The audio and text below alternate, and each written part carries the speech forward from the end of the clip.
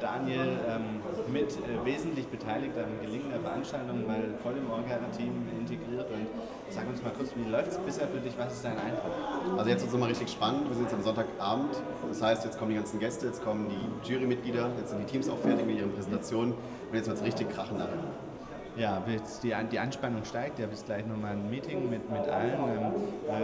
Was für einen Eindruck hast du von den Teams jetzt an dem Wochenende? Gibt es was Besonderes dabei, oder? Das Spannende bei den Teams ist, die haben jetzt dieses Jahr wirklich das Business Model Canvas angewandt, also die Lean Startup Methode. Das heißt, sie sind rausgegangen, haben Landingpages gebastelt, haben Werbung geschaltet im Internet, haben so super viel genutzt, um wirklich ihre Produkte zu testen. Das ist einzigartig, das ist neu, das hat man so noch nie gesehen. Jetzt hast auch du gestern noch mit einem Vortrag beigetragen zur Methodik, sage ich mal, und zwar mit einem Vortrag zum Thema Korrigier mich Business Modeling. Ja. Sag mal kurz, was habt ihr da gemacht, auf was kommt es da an? Mir geht es darum, dass man heutzutage nicht mehr die Zeit hat, eigentlich so schnell zu lernen, weil der Wandel ist einfach unglaublich schnell. Das heißt, ich brauche neue Tools und Techniken, die den Businessplan ablösen und mich in ein agiles Prozess hineinversetzen lassen. Das Business Model Canvas, was ich dort beigebracht habe, hilft quasi den Teams, in neuen Feldern strukturiert so ein Projekt quasi in ein Businessmodell zu verwandeln und dieses Businessmodell dann wirklich auszuskizzieren und dann gemeinsam zu diskutieren. Dafür ist das Business Model Canvas da und das unterstütze ich den Teams dabei, das Ganze auszuführen. Jetzt bist du als Organisator sicher landunter, aber hattest du Zeit auch mal mit ein Team genauer anzuschauen und dich für eine Idee speziell zu begeistern?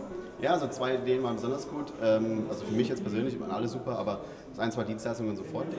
Da geht es darum, dass du quasi mit einem Knopfdruck Dienstleistungen anfordern kannst über dein Smartphone und dann diejenigen die Terminabsprache für dich übernimmt, zum Beispiel wie für Autowaschen, für Waschmaschine säubern und so weiter.